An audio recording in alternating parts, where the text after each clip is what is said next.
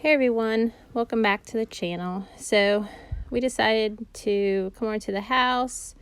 The kids are just running around playing. I'm finishing up, touching up some painting that we missed, and Hunter's getting ready to start the flooring. So he's laid down the paper and now he's just bringing out some boxes and getting them set and ready.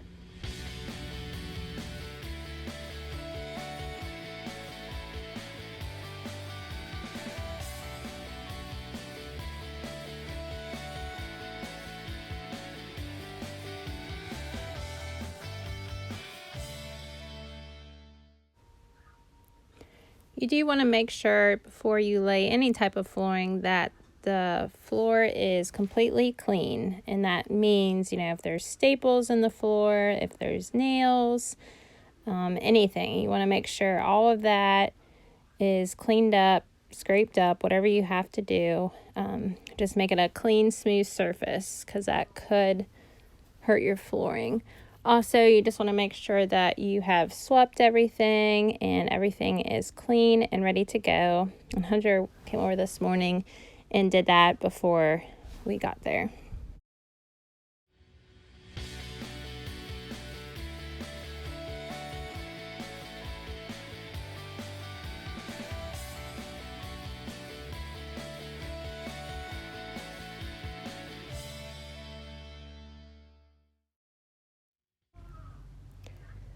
We love creating and getting to share these memories of the kids coming over to the home before we get to move in, and just, seeing them explore and play and just really take in the new space. It just makes us that much more excited to get to move in and start creating the home and our life here.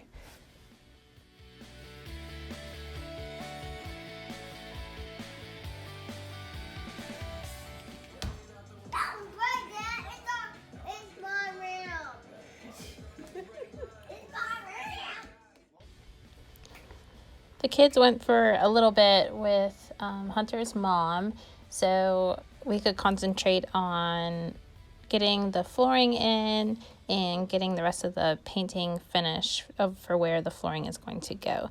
So I am working on painting the hallway, and Hunter is getting the flooring installed.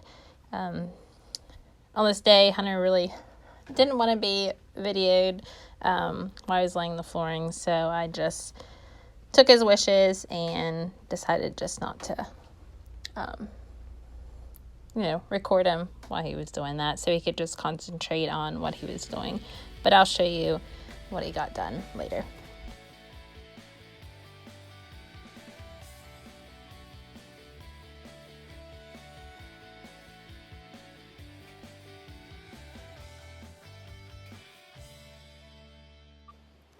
So I just got the hallway painted, so I'm going to come out here and I'm going to work on planting a few plants, that hydrangea, and then I have a couple daisies that my sister-in-law gave me for Mother's Day. So I'll just let you guys watch me. I'm going to plant, and then Hunter's inside working on the flooring, so I'll give it a little bit and show you that.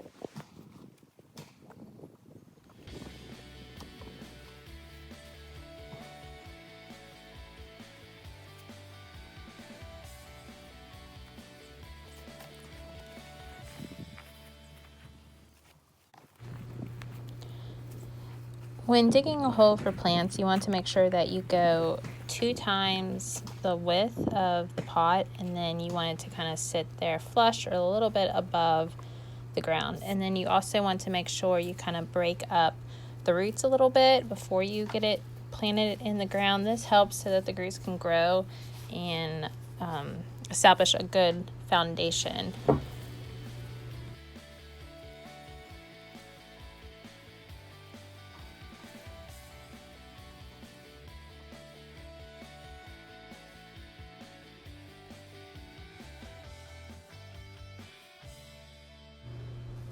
Also, another good idea, you'll see here that I'm digging the hole, and then I take the plant in the pot and put it in there just to test to see if my hole is deep enough and wide enough. Again, you want to go 2 times the width of the pot, and then basically, you know, 1 of the height to make sure it's deep. See there, again, I'm testing it again, and it's okay if it just sits up a little bit higher, but you don't want it to be too low.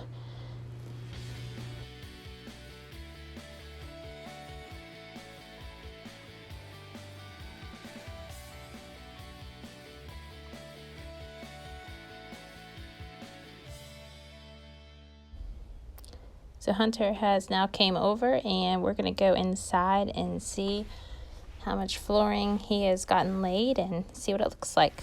So let's go.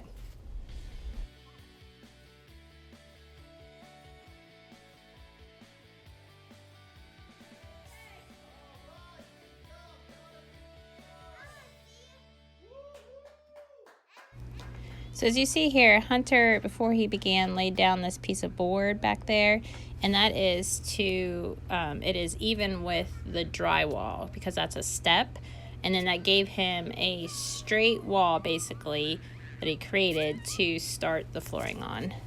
Look at the kids, they were just so excited. The flooring looks great. This is just day 1 of what Hunter got done. The start of it is always the hardest. And then we're going to go over what tools you need to lay hardwood flooring. So the first thing you'll need is, of course, some resin paper. That's the red that you see there. It's used as a moisture barrier and allows the wood floor to breathe. And then you'll see Hunter has laid, set some boxes of the wood about. That way he can grab varieties. So now let's talk about what tools you need to install hardwood flooring.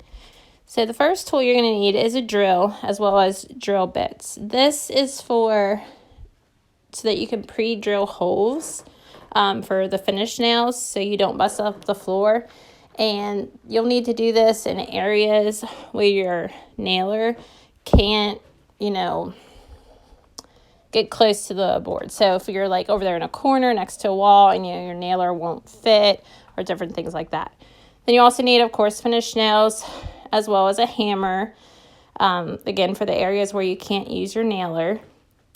You'll need side cuts and pliers.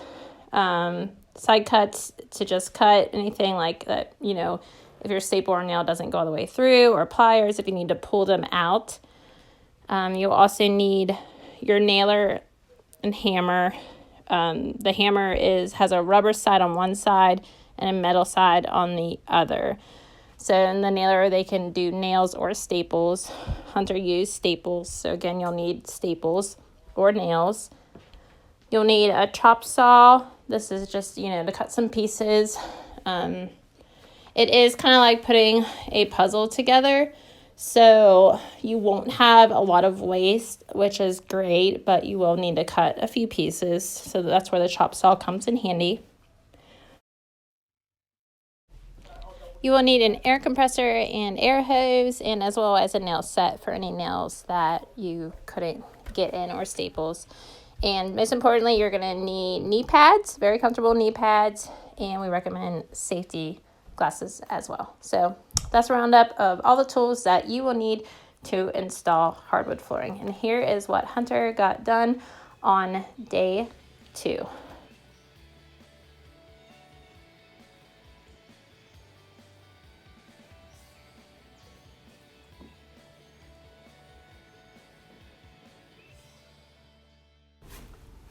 So the flooring that we installed, that Hunter installed, is 3/4 inch hardwood floors. It's vintage farm hickory antique, and we love it. I love the small width of each individual board, and we love the variation in the color. It has a little bit of black in it. It kind of reminds us of a wormy chestnut. It's just really beautiful.